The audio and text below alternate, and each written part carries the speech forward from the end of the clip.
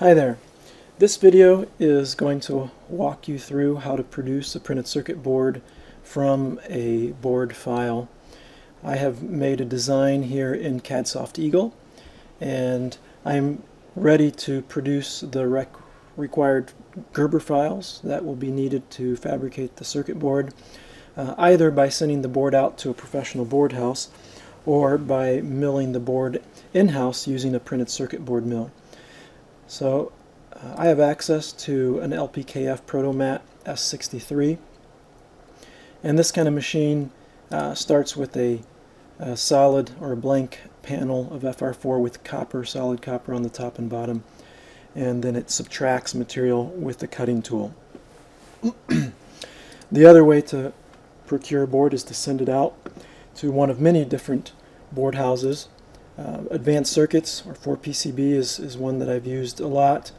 Osh Park is a site that gathers designs, and I think they send them out. I'm not sure if they actually fabricate them or if they just send them out to other board houses, but it's for low cost, low volume prototyping. Silver Circuits, basic PCBs, etc. These are ones that I'm assuming if you're watching this, maybe you're interested in just prototyping or low cost. This isn't for commercial use. Although someone like, obviously, Advanced Circuits is all about commercial use, but they offer some good pricing. So what I have used often is this $33 special that offers a 2-layer 5-day turn, a board up to 60 square inches. It can actually have multiple designs on it, and yeah, if it's commercial use, you have to order a minimum of 4, but if it's educational use, you only have to order a minimum of 1 board. So that's a pretty nice deal. Before we get started, let me pull up just some notes on the general printed circuit board design process. Okay, so to create a circuit board, you're first going to create a place to put your design files. So you'll create a project directory structure, after which you'll create your schematic, then you'll create your board, then you're going to create Gerber files, which is basically combining different layers from your board file into a standard file format that is used by machines that are used in making printed circuit boards. And then you'll submit your Gerber files to a board house for the PCB fabrication. Looking a little more in detail to each of these steps, in creating the project directory structure, you're going to want to create a project folder from the Eagle control panel that will ensure that you get an Eagle project file that will be added, and that will retain your settings every time you open that project. Then you're going to create the following directories in that project directory. You should have a PDF folder, a BOM, a doc, a CAM LPKF, and or a CAM standard. Those folders will initially be blank. At the top level, not in any of these folders, but at the project folder level, you'll be storing your board and schematic files. So then you want to create a schematic. So you're going to load the appropriate libraries that you're going to need to get the parts that are on your schematic. You might have to modify or add some additional parts if you can't find all the parts from your design in the libraries that you have available. You're then going to draw your schematic. You're going to run and pass the electrical rules check. You'll then create a bill of material, and Eagle has the tools, has a ULP to do that. If you're using the custom menuing that I have provided, then you can just find that menu button and it'll generate the bill of material for you, saves it as an HTML. You'll stick that in the BOM directory.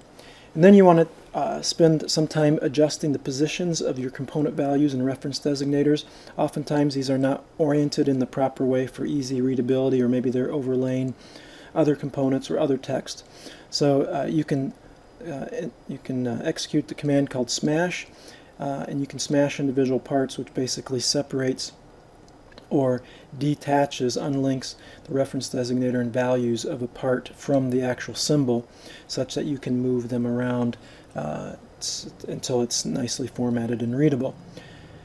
Add any clarifying notes. If you do that, you want to put that on the info layer. Don't put it on something like the net layer. And then you want to print your schematic to PDF. Right? You always want to export your design so that later you can view your schematic, in this case, without having to open Eagle again. So that's the create schematic step. Next, we're going to create a board. So when you create a board, you're first going to create a board outline. Remember that the board outline should have a width of 0 and it should be placed on the dimension layer.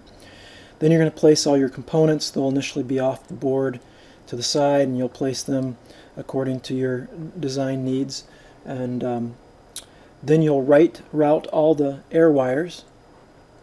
That's where you'll spend a lot of your time. Well, actually, you spend a fair amount of time placing components sometimes too when things are tight. You want to add ground and or power copper fills. This is particularly important if you're going to be milling a board on a printed circuit board mill. You want to remove as little copper as possible, because that removing copper is what uses up the cutting tool, the bits on the mill. You want to run and pass the design rules check, and I'll talk about that a little bit more here in a little bit. But the design rule file that you're going to actually use, or the rules you'll use, is going to depend on where you plan on having your board made. So if you're going to mill it on a printed circuit board mill in-house, the rules will be a lot coarser, I guess, I should say tighter. Should be tighter than if you're going to send your board out to a board house, which has the ability to make, you know, smaller features and has greater capability. So it'd be easier to lay out a board that's going to be milled at a board house compared to a board that's going to be milled on a printed circuit board mill, because a printed circuit board mill just can't do the same thing. It can't make as small holes, it can't route as small of trace widths, etc. Alright, once you've passed the DRC, then you want to spend some time cleaning up the silkscreen. So this is going to be on the layers like T place, B top place, bottom place, top value, bottom value, if you're putting in your values on a silkscreen.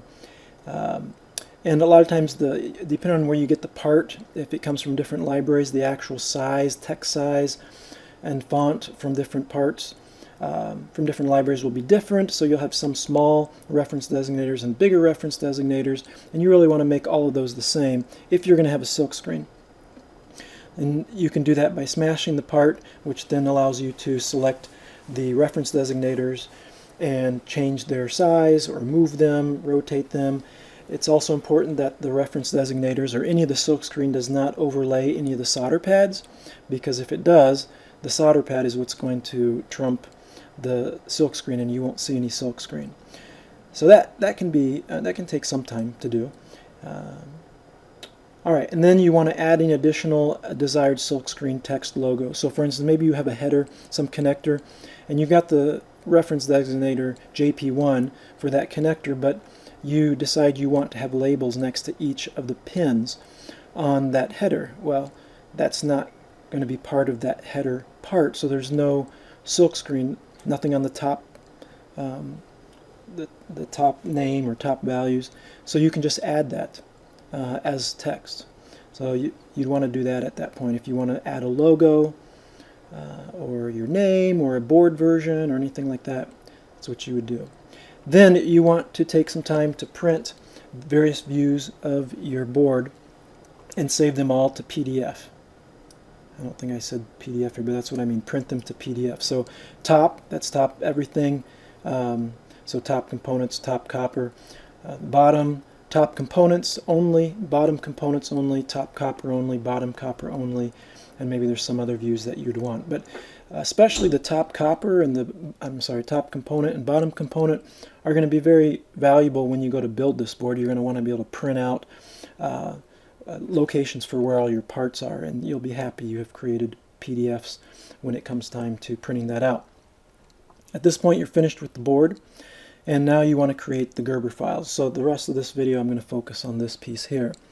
So you'll run the CAM processor. CAM processor is computer aided machining, and that will take your board file and the various layers in your board file and create Gerber files. And the Gerber files are what's used, it's the data that you pass to a board house so that they can create your board.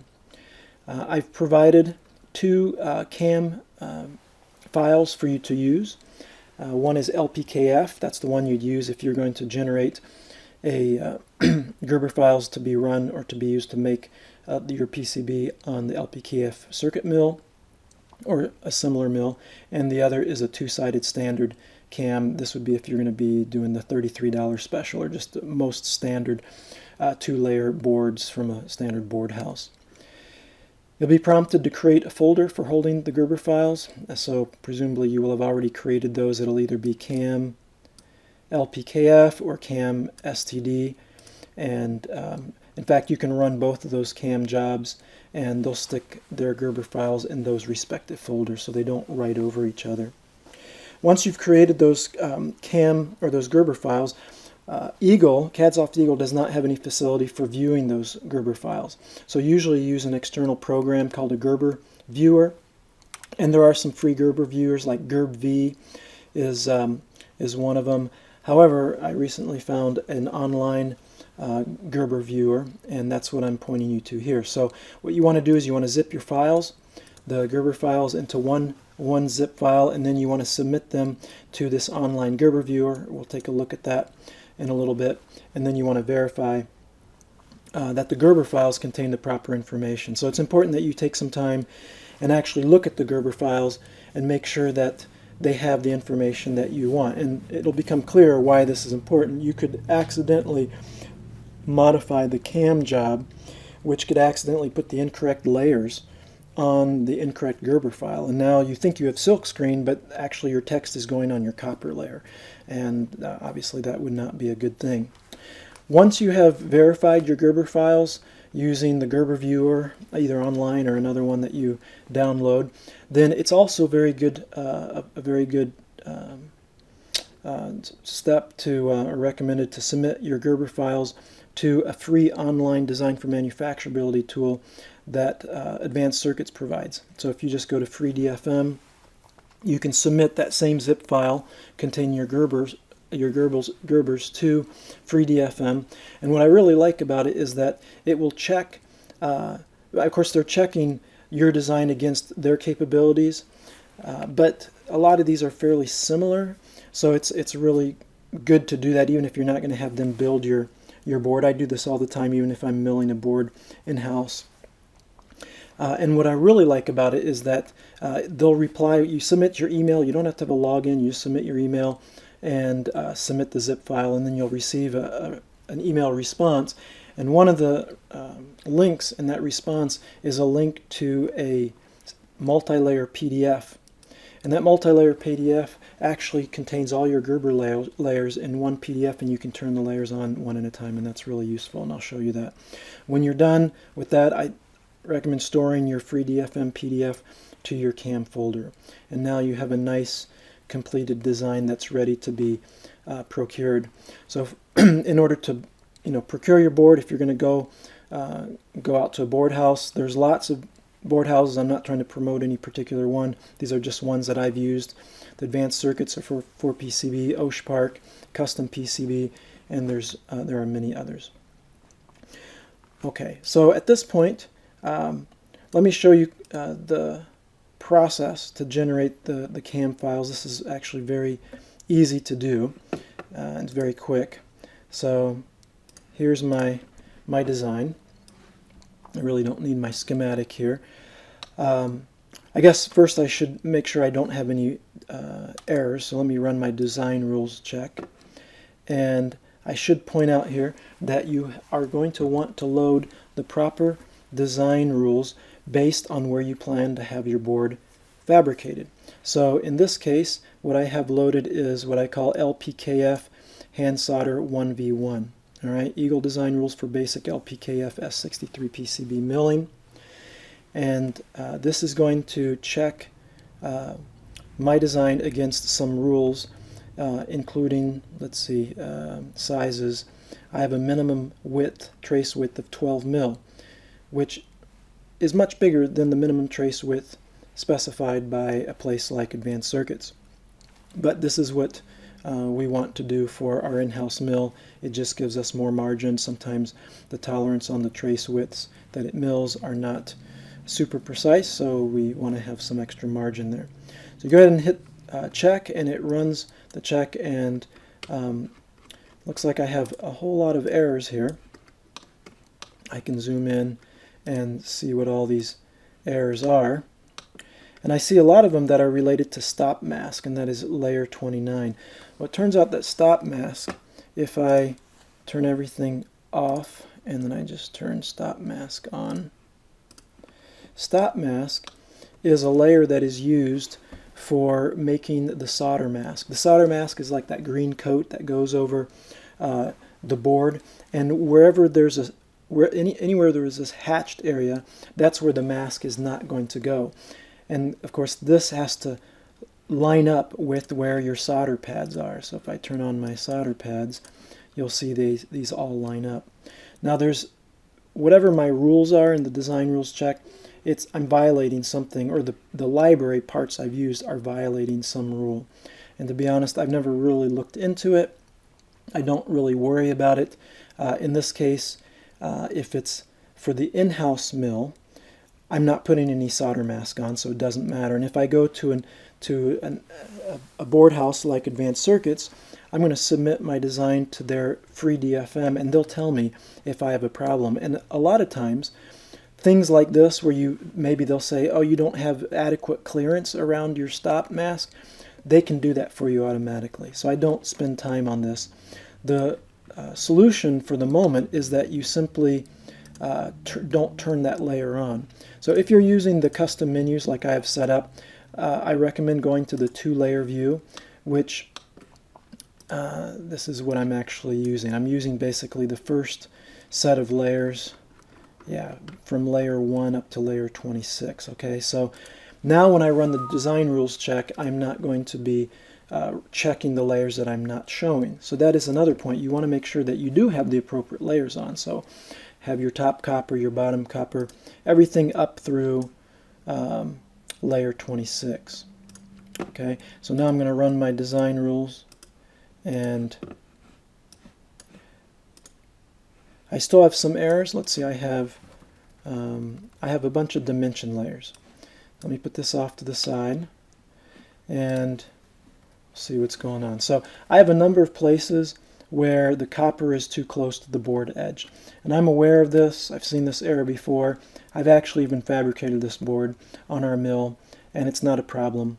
And I happen to know that there's the mill will cut out this board as a last step, and it could cut out it could cut the board out even if the cutting bit went all the way up, almost touching the copper.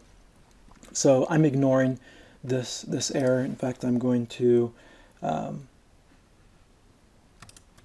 accept all of them, or approve all of them, which means just that it won't bug me next time. So when I run my DRC next time, it'll say that I have. Did I do it? Oh, it says down here, DRC 12 approved errors. All right, save the design, and now I'm ready to generate my Gerber files. So this camera looking thing up here is the CAM processor. You're going to click on that, and you're going to load a CAM job. Now let me point you to where you can find the files that I'm using here, both the design rules that I just used as well as the CAM processor. So if you go to this URL, it's a Google site, you'll find some Eagle tutorial files. So here I have a folder containing the CAM files, and if you've seen this before, I've just updated some of these, so I would recommend you download them again and update the files that you have already in place. Here are the design rules check. So what I just ran was the LPKF hand solder 1v1, and if you're going to have your board built at an outside board house, then you'd want to use this design rules check. I should say you don't have to run both, okay? But it turns out that the LPKF design rules is more stringent than the standard board house rules, right? For instance, LPKF design rules says you can't have a trace width smaller than 12 mils, but this 4PCB design rules allows 6 mil. So if I pass this LPKF design rules, I don't have to pass this one as well, because I know I will, and I'm good to go with being able to send this design that's past the LPKF design rules out to a board house. But the converse is not true. I could pass the 4 PCB design rules and be okay if I was going to send the board out to a board house, but I would not be okay if I was going to mill it in-house.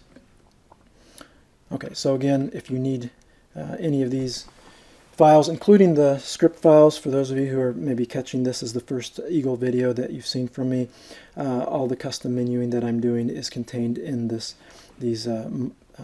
script zip files that you can grab. Okay, so returning to the board file, I've clicked on the camera, and now what I can do is I can either create my own job right now, or I can load one, and I'm going to load one. So you're going to open a job, and you want to navigate to wherever your CAM files are, and here I am. I've got two choices, the LPKF or the two-sided standard. So I'm going to go ahead and run the LPKF CAM first. When I open this, it's going to load several tabs. So this is a pre-configured CAM processor job, and each tab will create a file. Okay.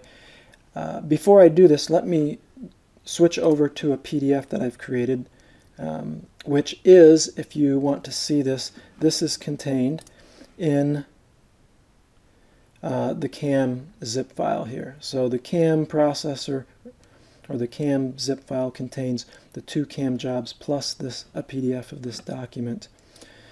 So you can take a look at it if you wish. Okay. So let's see what I want to look at here. All right. Oh, here we go. Okay.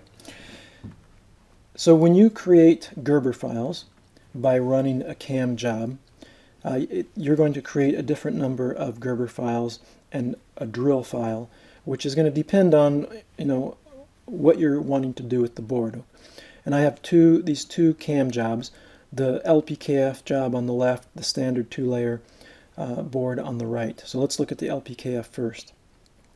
In order to fabricate a printed circuit board on the LPKF mill, I need to have information on the copper that is going to be milled on the top, information on the copper that's going to be milled on the bottom, a board outline, so it knows how to cut the board out, and then a drill file that tells me the location of all the holes as well as the size of all the holes.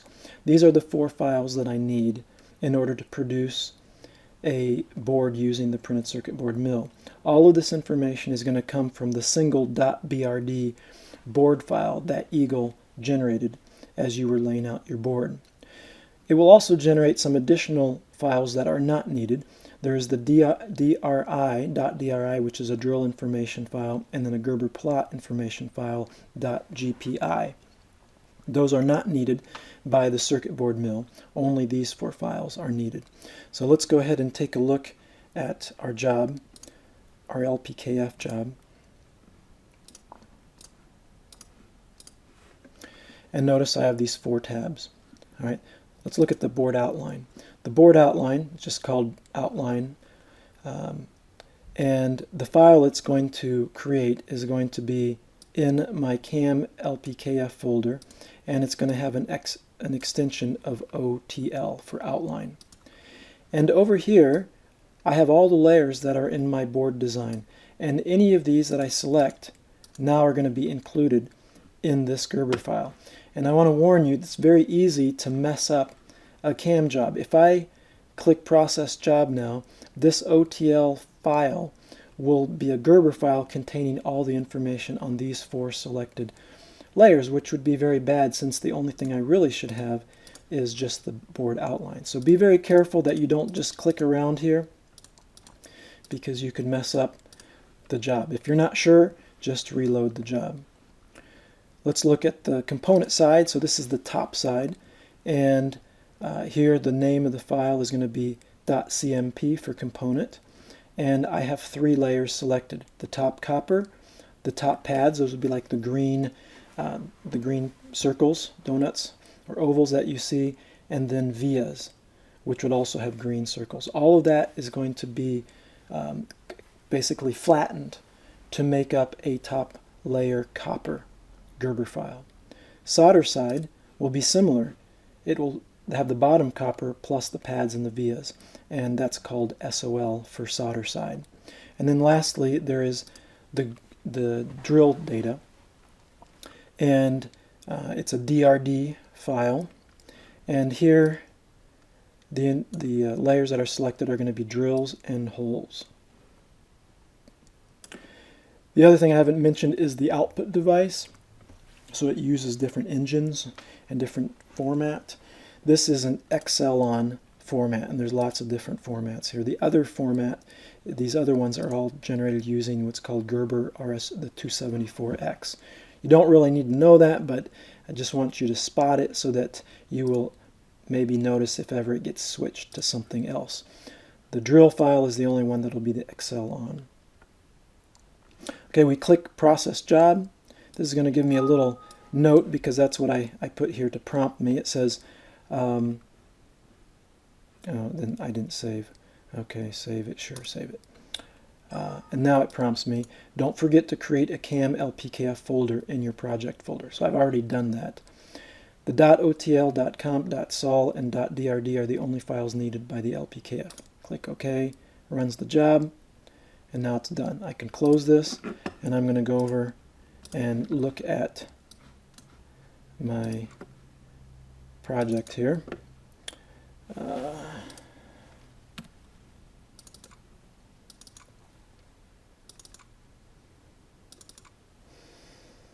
Here we go, CAM LPKF. All right, so I have the component side, the solder side, that's the copper top, copper bottom, the board outline, the drill file, and then these two information files that I don't need. So what I will do at this point is I will select these. I'm holding the control key. I'm going to select these four, right click, I will zip them, and now they're zipped here. So next what I'm going to do is we're going to go, after we've created the Gerber files, we're going to submit them to our online Gerber viewer, which I have up here somewhere. Here we go. So choose file, just Gerber viewer-viewer.com. Right.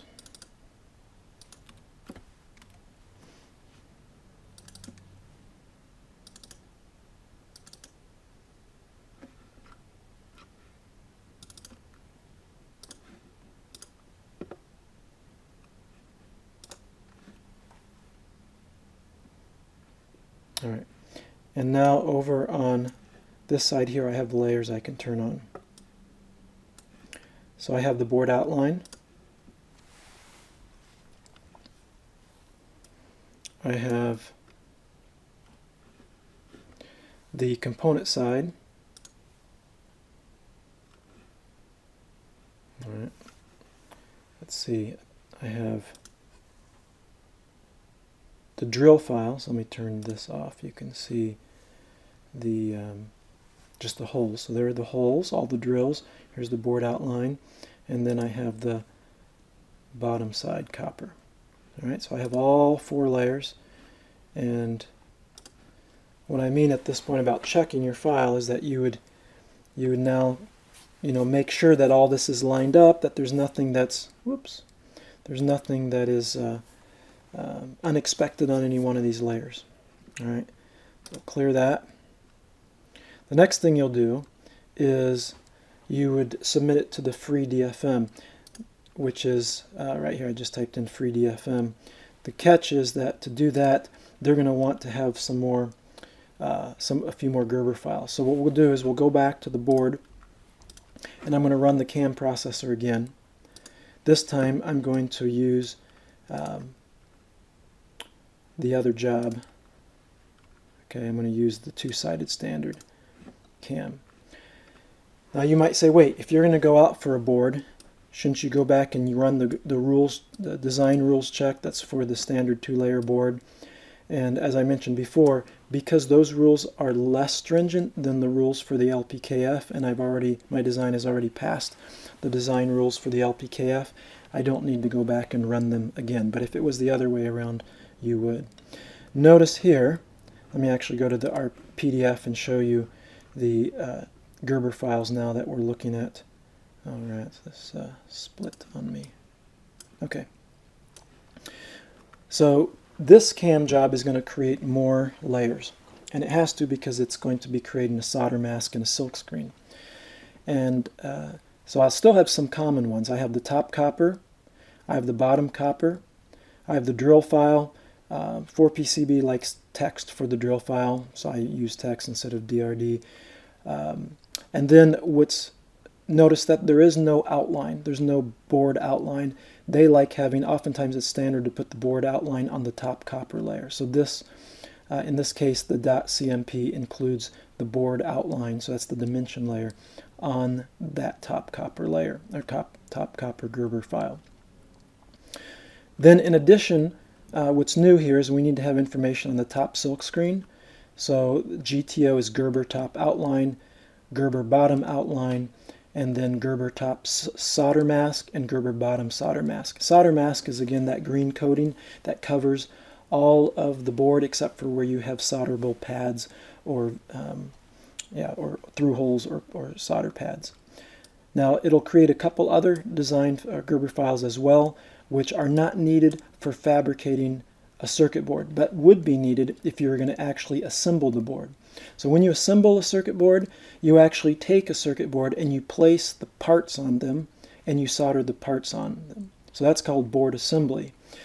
So if you're going to do board assembly, then what you need to know is where solder goes in order to solder the parts. This is specifically necessary if you have surface mount parts where you have little pads and you need to squeegee or put some solder paste on those pads before you place the parts.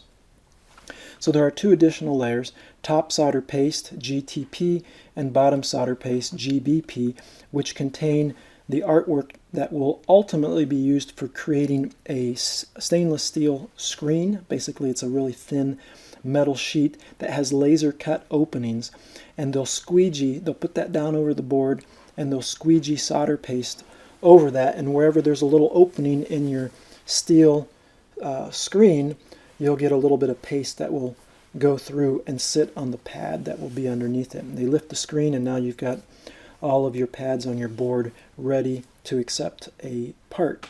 The part goes on, and then it goes through an infrared reflow oven to solder, or to melt all of that solder paste. Other files that are generated when you run this second cam job, it does produce an outline, a board outline, but you're not going to need that because it's included in the top component layer. And again, there's the drill information and Gerber plot information file that's also not used. So let's go ahead and run that. So we'll run our job. And I guess let me just point out a little bit here, since there's some new layers.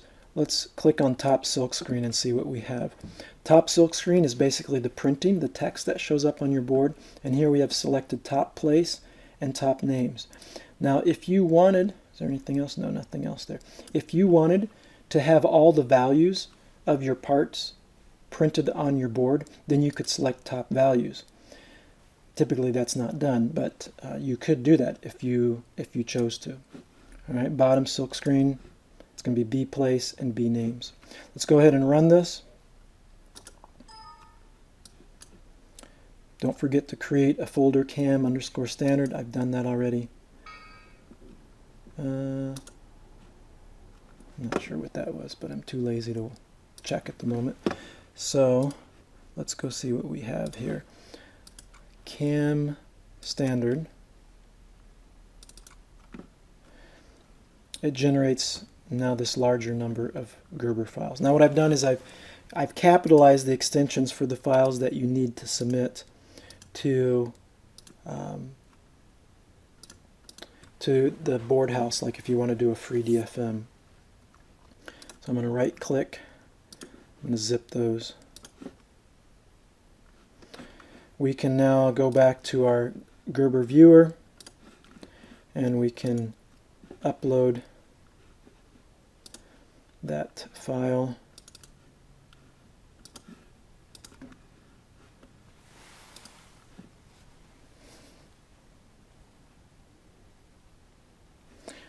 And now I have a number of layers.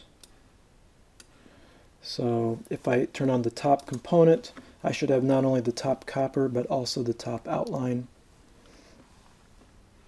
which I do. You see the outline there. If I want to look at the top outline, so GTO is top outline. That's actually, it's the idea of outlines for your parts, but it includes, like, if you wanted markings to show where your parts were. So that, oops. So there you can see the text that will be printed on the top layer. All right, so you can finish checking that out, and then what you'll do is you'll submit your files to FreeDFM. So freedfm.com.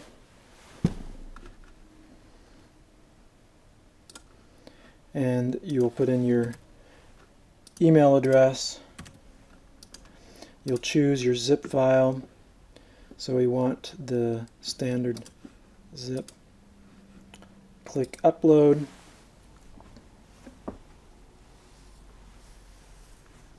And then what you'll have to do is you have to match the file in the zip file with telling them what's in there. So comp is the top copper. GBO is bottom outline or bottom silkscreen. GBS is bottom solder mask. GTO is top silkscreen. GTS is top solder mask. SOL is the solder side copper, so bottom copper. And the text is the NC drill file. Alright, and you have to fill a few other things out. Give it a part number. Oh, I forgot the dimension. I don't know if that really matters. I'm going to just guess at it right now. We'll see if they complain. Because they want to give me a quote. Let's see if I can get away with it here. I want solder on both sides, solder or silkscreen on both sides. Everything else is fine here. ITAR, click no. Okay. Part number is required. Okay, I had to give it a part number. Okay. Laser TX1V2 X, I'll just call it. Submit. Select the layer count. Oh yes, there's two layers, top and bottom.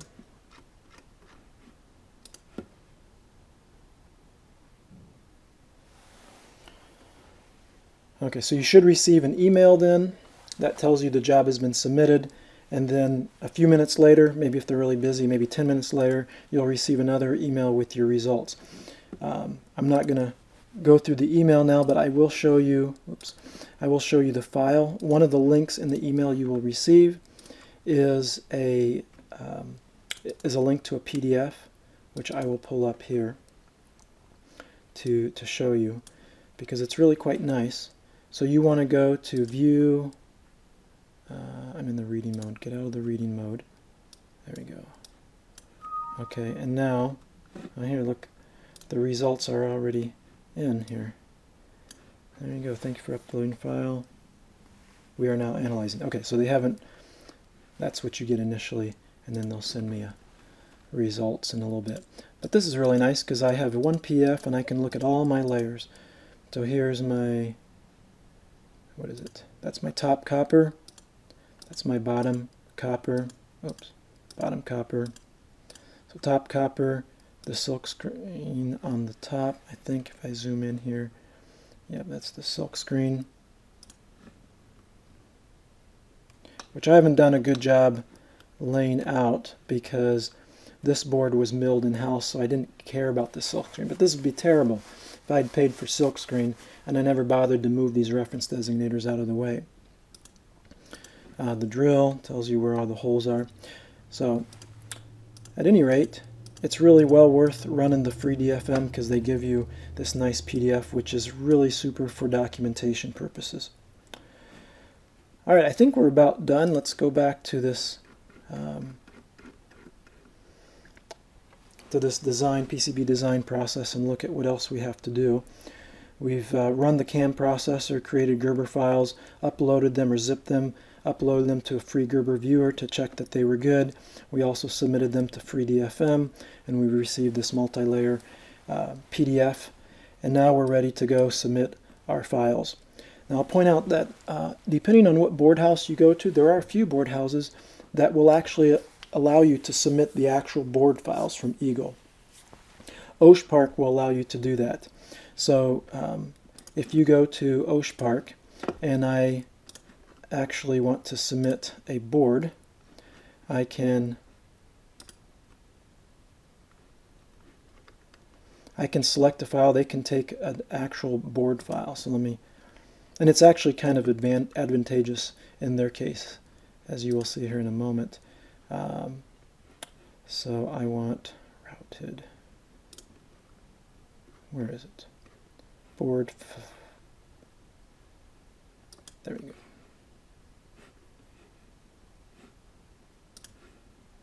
Okay. They'll actually generate the views automatically for you.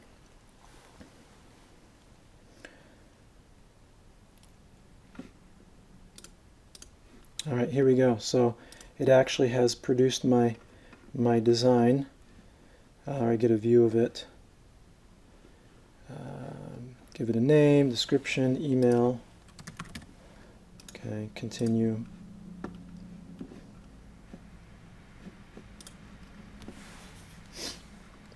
And now it has my board, and it shows you all these layers. Unfortunately, in this case, it is not able to do this cutout here. So I'm not going to get that. It doesn't do any pockets. But other than that, it does create the proper board outline. So for many designs, the Osh Park is actually really quite nice. It's nice for ordering one or small boards in very small quantities, like I want one of these. They always send them in groups of 3, but they charge about $5 a square inch, which is a lot. But then they send you 3 boards, so it's about $1.67 a square inch. And they give you purple boards. Alright, well I think I've covered enough here, and I'll stop here. So hopefully this is helpful to you in taking a board file and from it creating Gerber files and ultimately submitting them to a board house or to an in-house PC board mill to produce an actual board. And thanks for watching.